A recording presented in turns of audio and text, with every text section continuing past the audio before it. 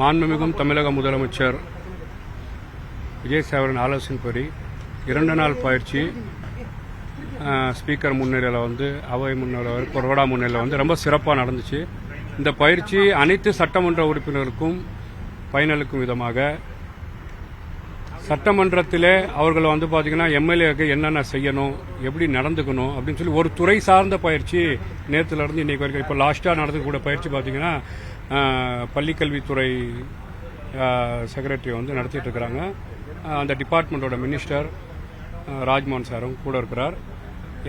என்னென்ன செஞ்சிருக்கிறாங்க, என்னென்ன செய்ய போகிறாங்க, எப்படி பயன்படுத்தணும், உங்கள் பள்ளி கல்வித்துறைக்கு அங்கே இருக்கக்கூடிய ஸ்கூலில் இருக்கக்கூடிய இன்ஃப்ராஸ்ட்ரக்சரை எப்படி உயர்த்தணும், ஸ்மார்ட் கிளாஸ் ரூம் எப்படி கொண்டு வரணும், பிடிஆர் ஃபண்டை கொண்டு கல்வித்தரத்தை எப்படி உயர்த்தணும்னு அந்த இடத்துல பார்த்தீங்கன்னா ஒரு வீடியோவாக வகுத்து அந்த துறை சார்ந்தவங்க காமிச்சாங்க. மிகப்பெரிய பயனளிக்கக்கூடிய விஷயமா இருக்குது.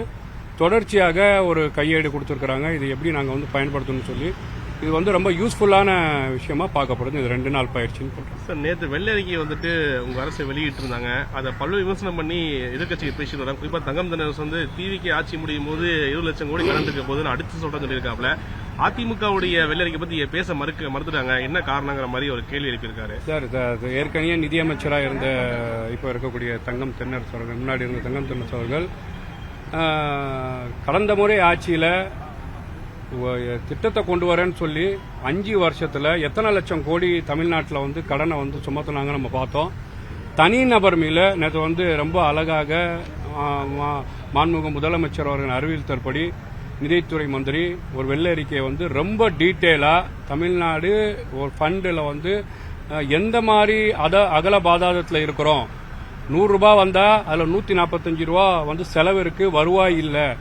அப்போ கடந்த முறை ஆண்ட ஆட்சியாளர்கள் அந்த வருவாயை உயர்த்துவதற்காக எந்த ஒரு நல்ல திட்டங்களையும் நல்ல ஒரு முயற்சியும் செய்யல.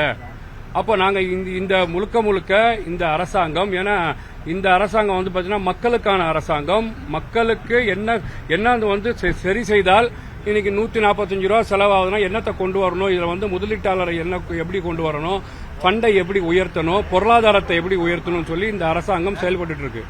நீங்க கடந்த முறை மக்கள் திட்டம் சொல்லி இவ்வளவு கோடியை நீங்கள் கடனாக வைத்து என்ன மக்கள் திட்டத்தை செஞ்சீங்க? மக்கள் திட்டத்துக்காகவே கொள்ளடிக்கக்கூடிய அரசாங்கமாக கடந்த முறை ஆட்சியாளர்கள் திமுக அரசாங்கம் இருந்தது. ஏன்னா ஏற்கனவே KN நேரு போன்றவர்கள் மீதெல்லாம் FIR பதிவு செய்யப்பட்டிருக்கு. எந்தெந்த துறையில எவ்வளவு ஊழல் நடந்திருக்கு அப்படின்னு நாட்டு மக்களுக்கு வெளிப்படையாக தெரியும். அப்போ இப்ப இருக்கக்கூடிய மரியாதைக்குரிய மாண்புமிகு முதலமைச்சரின் அரசாங்கம் கரப்ஷன் இல்லாமல், கமிஷன் இல்லாமல், எந்த ஒரு கையூட்டலும் இல்லாமல் ஒரு தூய்மை அரசாங்கத்தை தந்து இந்த தமிழ்நாட்டில் இருக்கக்கூடிய நிதி சுமையை நீக்குவதற்கு என்ன மேலோங்கி செல்ல வேண்டுமோ அதுக்கு துறையான சார்ந்த எல்லா விஷயத்திலையும் செஞ்சிருவாங்கன்னு சொல்லி ரொம்ப டீட்டெயில்டா அறிக்கை கொடுத்திருக்கிறாங்க. இந்த நிதி சுமையிலையும் நீங்க இன்னைக்கு தமிழ்நாட்டு மக்களுக்கு என்ன தேவைகளோ அந்த தேவைகளை பூர்வமாக நிறைவேற்றி கொண்டிருக்கின்ற ஒரு நல்லாட்சியாக இந்த அரசாங்கம். நான் கேட்கிறேன், நீங்க ஆட்சி முடிகிறதுக்குள்ள 20 லட்சம் கோடி போயிருச்சுன்னு சொன்னா நீங்க 10 லட்சம் கோடி கடன் வாங்கினா இல்லையா? ஒரு நபர் மேல எவ்வளவு லட்சம் கடன் ஆயிருக்குன்னு சொல்லி பாக்குறோம். அப்போ நீங்க ஒழுங்காக முறையாக சேர்ந்திருந்தால் நீங்க கடந்த முறை ஆட்சி ஆண்ட எக்ஸ் முதலமைச்சராக இருந்த முத்துவேல் கருணாநிதி ஸ்டாலின் அவர்களை மக்கள் கொளத்தூர்ல போர்ட் அவுட் பண்ணிருப்பாங்களா மாட்டாங்களா? இன்னைக்கு என்ன, நீங்க கடந்த முறை மக்களுக்காக திட்டங்களை தரேன்னு சொல்லி கடன் வாங்கி மக்கள் மீது கடன் சுமத்தை செய்து தமிழ்நாட்டில் எந்த ஒரு வளர்ச்சியுமே நடக்கல, எந்த துறை சார்ந்த வளர்ச்சியுமே நடக்கல. அப்ப முழுக்க இந்த அரசாங்கம் திட்டத்தை கபடகடம் செய்ய, கரப்ஷன் செய்ய கொண்டு வந்திருக்கு. அப்போ இந்த திமுக அரசாங்கம் தமிழ்நாட்டுக்கு தேவையில்லை. குறிப்பாக எக்ஸ் முதலமைச்சர் அவர்களை கொளத்தூர இந்த மக்கள் தோற்கடிச்சிருக்காங்க. அப்போ இந்த மக்களுக்கு திமுக அரசாங்கம் மீது ஒரு நம்பிக்கையே இல்லை. அப்போ ஒரு நல்லாட்சி தரக்கூடிய மாண்புமிகும் மரியாதைக்குரிய முதலமைச்சர் விஜய் சார் அவர்களின் அரசு மீது நம்பிக்கை வச்சு வாக்களிச்சிருக்கிறாங்க. இந்த ஆட்சி விரல்விற்கு எண்ணக்கூடிய நாட்கள்லாம் பொறுப்பேற்று நடந்து கொண்டிருக்கின்றது. வரும் நாட்களில இந்த பல முதலீட்டாளர்களை உள்ள கொண்டு இப்ப இருக்கக்கூடிய நிதி சுமையை முறையாக சரிப்படுத்தக்கூடிய முயற்சியை இந்த அரசாங்கம் ஈடுபடும் என்று மக்கள் நம்பியிருக்கிறாங்கன்னு பாக்கிறேன்.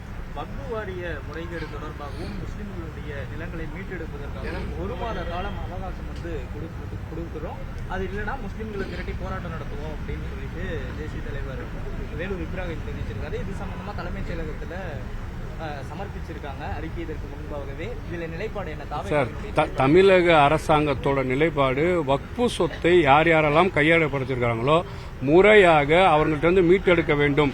எப்படின்னாக்க இது கடந்த நீங்க பேசக்கூடியவர்கள் வக்ஃபு சொத்துல என்னென்ன மீட்டெடுத்து கொடுத்திருக்காங்க, வக்ஃபு சொத்தை எந்த யார் கட்டுப்பாட்டில் இருக்கு. இப்ப கடந்த முறை ஆட்சியாளர் இருந்த திமுக அரசாங்கம் யாரெல்லாம் வக்ஃபு சொத்தை கையகப்படுத்தி இருக்கிறார்களோ அந்த மீட்டெடுப்பை நாங்கள் அதில் ஒரு 0.5% மீட்டெடுத்தாங்களா? ஆனா தமிழக அரசாங்கம், மாண்புமிகும் விஜய் சாரின் அரசாங்கம் வக்ஃபு சொத்தை முறையாக கூடிய விரைவில் மீட்டெடுத்து அந்த துறையை சார்ந்தவர்களுக்கு ஒப்படைக்கப்படும் ரொம்ப தெளிவான தேர்தல் வாக்குறுதிகள் இருக்கும். அதுக்கான செயல்பாடு முழுமையாக நடக்கும்னு நான் சொல்றேன்.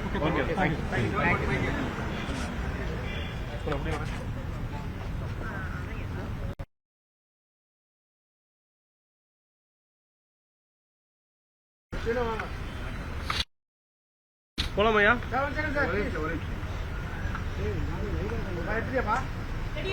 போலாமா? 2 நாள் பயிற்சி எப்படி இருந்தது? பயிற்சியில் என்னென்னலாம் என்ன பயிற்சி வழங்கப்பட்டது? மாண்புமிகும் தமிழக முதலமைச்சர் விஜய் சாவரின் ஆலோசனைப்படி 2 நாள் பயிற்சி ஸ்பீக்கர் முன்னிலையில் அவை முன்னிலையில் கொறடா முன்னிலையில் ரொம்ப சிறப்பாக நடந்துச்சு. இந்த பயிற்சி அனைத்து சட்டமன்ற உறுப்பினருக்கும் பயனளிக்கும் விதமாக சட்டமன்றத்திலே அவர்கள் பாத்தீங்கன்னா எம்எல்ஏக்கு என்னென்ன செய்யணும், எப்படி நடந்துக்கணும் அப்படின்னு சொல்லி ஒரு துறை சார்ந்த பயிற்சி நேற்றுல இருந்து இன்னைக்கு வரைக்கும் இப்போ லாஸ்டா நடந்துக்கூட பயிற்சி பாத்தீங்கன்னா பள்ளிக்கல்வித்துறை செக்ரட்டரி நடத்திட்டு இருக்கிறாங்க. அந்த டிபார்ட்மெண்டோட மினிஸ்டர் ராஜ்மோகன் சாரும் கூட இருக்கிறார். என்னென்ன செஞ்சிருக்கிறாங்க, என்னென்ன செய்ய போறாங்க, எப்படி பயன்படுத்தணும், உங்க பள்ளி கல்வித்துறைக்கு அங்க இருக்கக்கூடிய ஸ்கூல்ல இருக்கக்கூடிய இன்ஃப்ராஸ்ட்ரக்சரை எப்படி உயர்த்தணும், ஸ்மார்ட் கிளாஸ் ரூம் எப்படி கொண்டு வரணும், பிடிஆர் ஃபண்டை கொண்டு கல்வித்தரத்தை எப்படி உயர்த்தணும்னு அந்த இடத்துல பாத்தீங்கன்னா ஒரு வீடியோவா வகுத்து அந்த துறை சார்ந்தவங்க காமிச்சாங்க. மிகப்பெரிய பயனளிக்கக்கூடிய விஷயமா இருக்குது.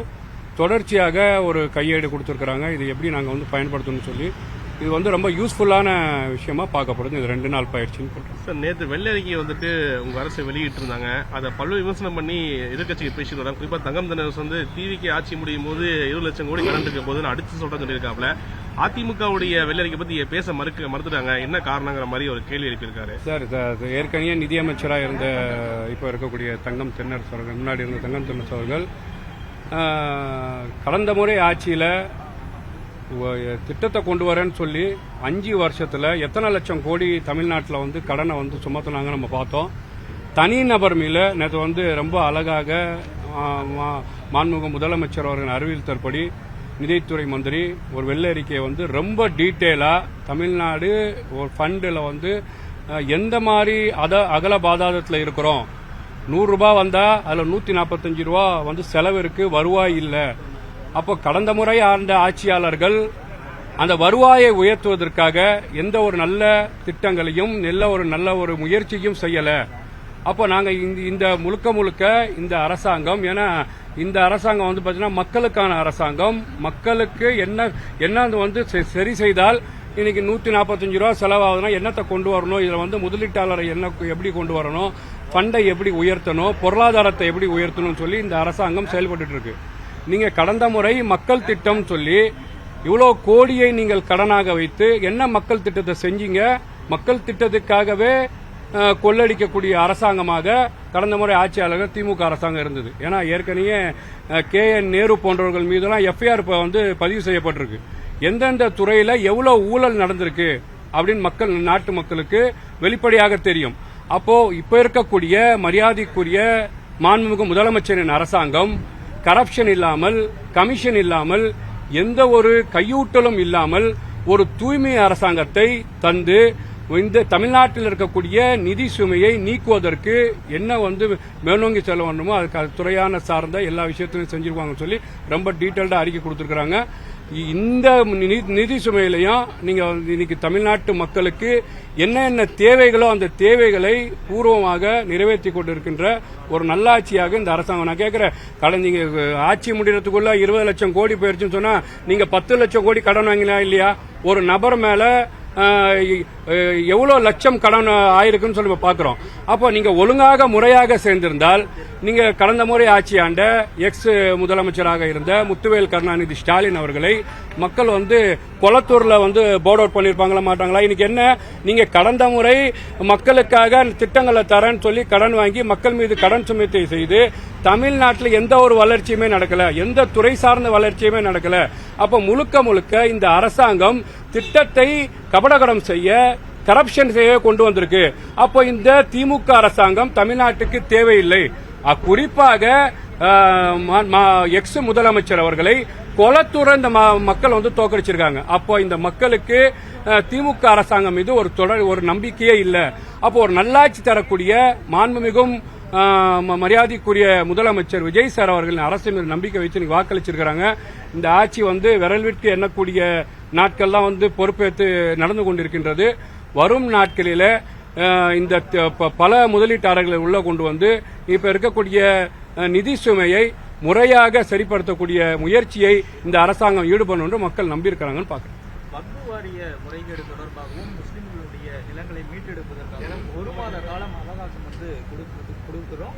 அது இல்லைன்னா முஸ்லிம்களை திரட்டி போராட்டம் நடத்துவோம் அப்படின்னு சொல்லிட்டு தேசிய தலைவர் வேலூர் இப்ராஹிம் தெரிவிச்சிருக்காரு. இது சம்பந்தமா தலைமைச் செயலகத்துல சமர்ப்பிச்சிருக்காங்க அறிக்கை. இதற்கு முன்பாகவே இதுல நிலைப்பாடு என்ன? சார், தமிழக அரசாங்கத்தோட நிலைப்பாடு வக்ஃபு சொத்தை யாரெல்லாம் கையகப்படுத்திருக்காங்களோ முறையாக அவங்கள்ட்ட மீட்டெடுக்க வேண்டும். கடந்த நீங்க பேசக்கூடியவர்கள் வக்ஃபு சொத்துல என்னென்ன மீட்டெடுத்து கொடுத்திருக்காங்க, வக்ஃபு சொத்தை யார் கட்டுப்பாட்டில் இருக்கு? இப்ப கடந்த முறை ஆட்சியாளர் இருந்த திமுக அரசாங்கம் யாரெல்லாம் வக்ஃபு சொத்தை கையகப்படுத்தி இருக்கிறார்களோ அதில் மீட்டெடுப்ப நாங்கள் அதில் ஒரு 0.5% மீட்டெடுத்தாங்களா? ஆனா தமிழக அரசாங்கம் மாண்புமிகும் விஜய் சாரின் அரசாங்கம் வக்ஃபு சொத்தை முறையாக கூடிய விரைவில் மீட்டெடுத்து அந்த துறையை சார்ந்தவர்களுக்கு ஒப்படைக்கப்படும் ரொம்ப தெளிவான தேர்தல் வாக்குறுதிகள் இருக்கும். அதுக்கான செயல்பாடு முழுமையாக நடக்கும்னு நான் சொல்றேன்.